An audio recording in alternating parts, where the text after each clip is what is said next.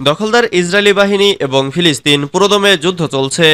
জানিয়ে দেব হাতে থাকা সর্বশেষ আপডেট আন্তর্জাতিক সংবাদ। প্রথমেই সংবাদ শিরোনাম। ইসরায়েলকে দাঁতভাঙা জবাব দেবে ইরান, বলেছে ইরাকি যোদ্ধারা। এরপর জানিয়ে দেব ওয়াশিংটন পোস্টের প্রতিবেদন, হাসিনা না থাকলে বাংলাদেশ হবে আফগানিস্তান, পশ্চিমাদের জানায় ভারত। এদিকে দোহায় যুদ্ধবিরতি আলোচনা শুরু। এরপর জানিয়ে দিব রাশিয়ার 29টি ড্রোন ভূপাতিত করার দাবি ইউক্রেনের। আরও জানিয়ে দিব সিরিয়ায় ইসরায়েলি বিমান হামলায় আহত আইআরজিসি সদস্যের মৃত্যু। সর্বশেষ জানিয়ে দিব ভারতের স্বাধীনতা দিবসে যে বার্তা দিলেন পুতিন। এতক্ষণ শুনছিলেন সংবাদ শিরোনাম, এবারে বিস্তারিত। তবে অনুরোধ থাকবে ভিডিওটিতে একটি লাইক করবেন এবং কমেন্ট করে জানিয়ে দিবেন কোন জেলা থেকে আপনি আমাদের এই ভিডিওটি দেখছেন। ইসরায়েলকে দাঁতভাঙা জবাব দেবে ইরান, বলেছেন ইরাকি যোদ্ধারা। ইরানের রাজধানী তেহরানে ফিলিস্তিনি প্রতিরোধ আন্দোলন হামাসের রাজনৈতিক ব্যুরোর প্রধান ইসমাইল হানিয়াকে গত মাসে হত্যা করা হয়। এই হামলার জন্য ইসরায়েলকে দায়ী করেছে ইরান। এবার ইরাকের প্রতিরোধ যোদ্ধারা জানিয়েছে হানিয়া হত্যার প্রতিশোধ ইরান হিসেব নিকেশ করে ভালোভাবেই নেবে। তাদেরকে তাদের পাওনা কড়ায় গণ্ডায় বুঝিয়ে দেওয়া হবে। ইরাকের আল নোজাবা আন্দোলনের রাজনৈতিক কাউন্সিলের প্রধান শেখ আলী আল আসাদি একটি সাক্ষাৎকারে এই বিবৃতি দিয়েছেন।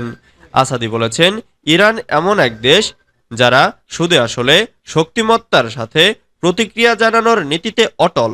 আসাদি বলেন, ইরানের প্রতিক্রিয়া তার ভূখণ্ডে যেমন আগ্রাসন ঘটেছে তার সমানুপাতিক হবে এবং তাই এটি একইভাবে প্রতিক্রিয়া জানাবে এবং একই জায়গায়। এই ইরাকি প্রতিরোধ নেতা আরও বলেছেন, ইরাক যুদ্ধক্ষেত্র হতে চায় না, কিন্তু শত্রুরা সেদিকেই ইরাককে ধাবিত করছে। তিনি সাফ জানিয়েছেন, ইসমাইল হানিয়া এবং ফুয়াদ শুকরের হত্যার প্রতিশোধে ইরাকি প্রতিরোধ যোদ্ধারা অংশ নেবে। ইরাক থেকে মার্কিন সেনাদের বিতাড়িত করার ঘোষণাও দিয়েছেন আসাদি। ওয়াশিংটন পোস্টের প্রতিবেদন, হাসিনা না থাকলে বাংলাদেশ হবে আফগানিস্তান, পশ্চিমাদের জানায় ভারত। শিক্ষার্থীদের আন্দোলনের মুখে গত সপ্তাহে ক্ষমতাচ্যুত হওয়ার 1 বছর আগে বাংলাদেশের তৎকালীন প্রধানমন্ত্রী শেখ হাসিনার ওপর চাপ প্রয়োগ বন্ধ করতে মার্কিন যুক্তরাষ্ট্রের কর্মকর্তাদের কাছে লবিং শুরু করেছিলেন ভারতীয় কর্মকর্তারা।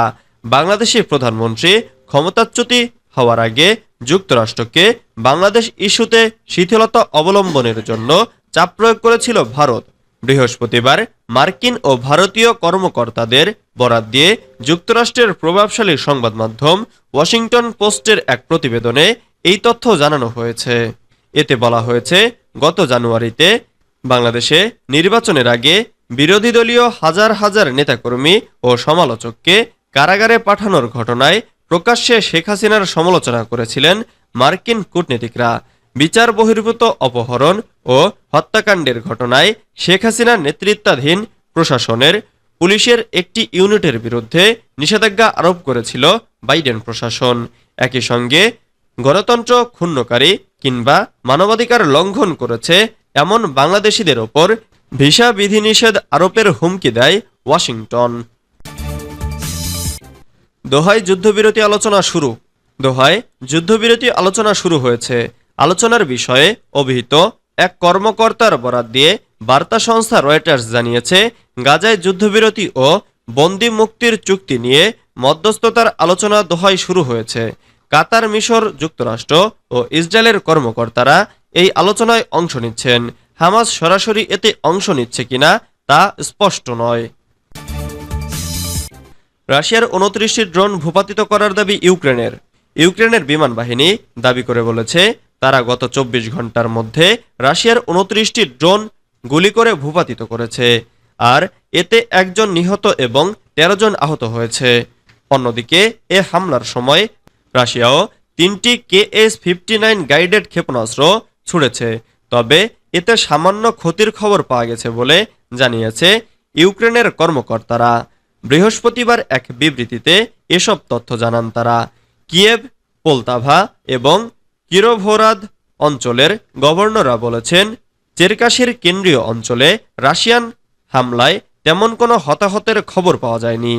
সেখানকার ভবনগুলোরও তেমন ক্ষতি হয়নি, কেবল কয়েকটি জানালা ক্ষতিগ্রস্ত হয়েছে। খেরসনের গভর্নর বলেছেন, খেরসনে 8টি এবং প্রতিবেশী মাইকোলাইভের দক্ষিণাঞ্চলে 5টি ড্রোন ভূপাতিত করা হয়েছে। এসব অঞ্চলে বিভিন্ন হামলায় 1 জন নিহত এবং 13 জন আহত হয়েছে। সিরিয়ায় ইসরায়েলি বিমান হামলায় আহত আইআরজিসি সদস্যের মৃত্যু। সিরিয়ায় ইসরায়েলি বিমান হামলায় আহত ইরানের ইসলামী বিপ্লবী গার্ড বাহিনী বা আইআরজিসির একজন সদস্য মারা গেছেন।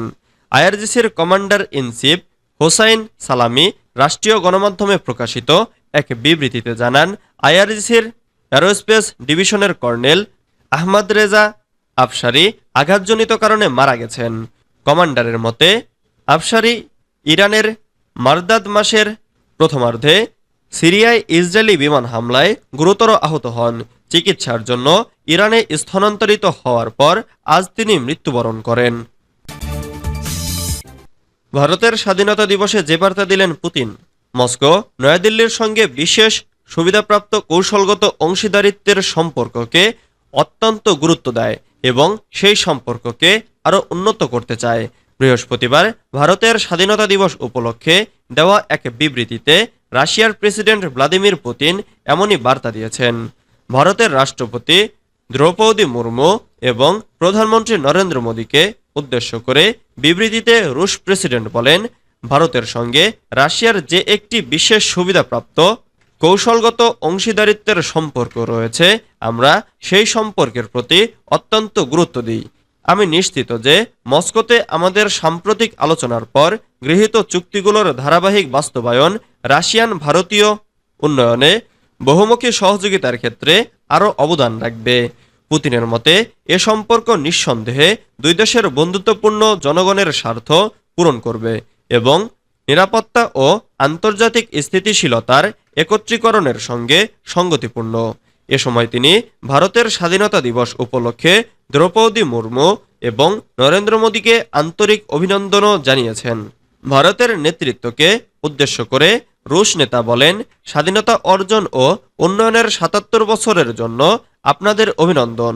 আপনাদের নেতৃত্বে ভারত আর্থসামাজিক, বৈজ্ঞানিক, প্রযুক্তিগত এবং অন্যান্য অনেক ক্ষেত্রে সর্বজনীনভাবে স্বীকৃত সাফল্য অর্জন করেছে এবং বিশ্ব অঙ্গনে উচ্চ মর্যাদার আসনে আসীন হয়েছে।